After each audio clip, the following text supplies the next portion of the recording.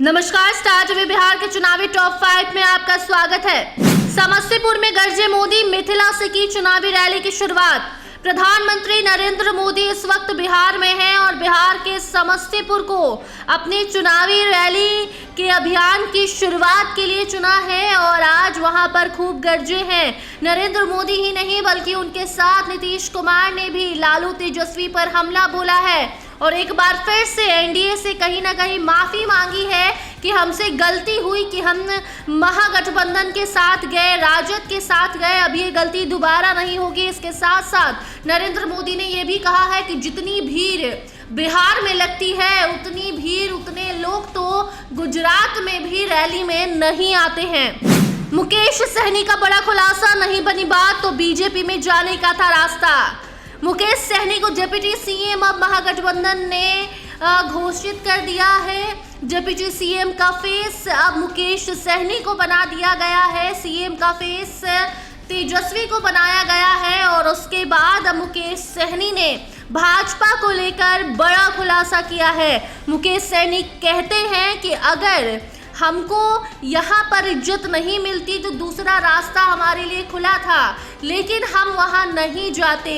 मुकेश सहनी साफ कह रहे हैं कि भाजपा ने हम पर ट्राई किया था, यानी कि सहनी को ऑफर दिया गया था। अब ये सहनी स्वीकार कर रहे हैं और इसके साथ ये भी कह रहे हैं कि बीजेपी डोरे डाल रही थी, लेकिन उस विचार से हम बदले हुए हैं, महागठबंधन के साथ हैं और हमेशा रहेंगे। राजद के आगे कांग्रेस ने फिर कर दिया सरेंडर। बिहार में एकला चलो की गाड़ी फिर पटरी पर आ गई। कांग्रेस ने पलटी मार दिया है। जो कांग्रेस एकला चलो के रास्ते पर चल पड़ी थी वो दोबारा से अब राजद के साथ आ गई है। राजद के सामने, लालू तेजस्वी के सामने कांग्रेस ने घुटना टेक दिया है। कांग्रेस की हार हुई है। जी हाँ, देखिए, कहा जा रहा है कि लालू यादव ने सीधे दिल्ली फोन किया। लालू यादव ने सीधे दिल्ली फोन करके सोनिया गांधी को कह दिया कि अगर कांग्रेस अपने मन की करेगी तो वो उसकी पार्टी के सारे उम्मीदवारों के सामने राजद कैंडिडेट खड़े कर देंगे। और इसी वजह से अशोक गहलोत को मामला सल्टाने की जिम्मेदारी दी गई। वो पटना आए और उसके बाद सब कुछ क्लियर हो गया।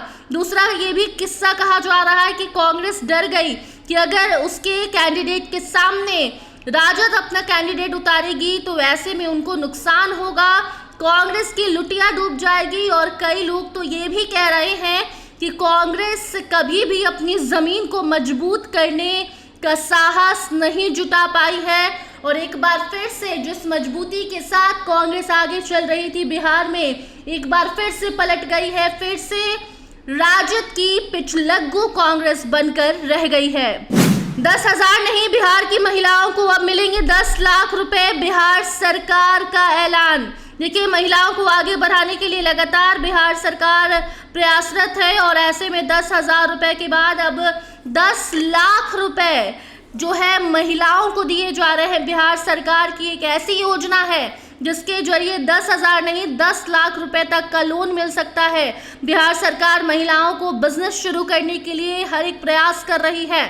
मुख्यमंत्री महिला उद्यमी योजना के तहत सरकार की ओर से करीबन 58 कामों के लिए बिना ब्याज का लोन दिया जा रहा है, यानी कि कोई इंटरेस्ट नहीं लगेगा।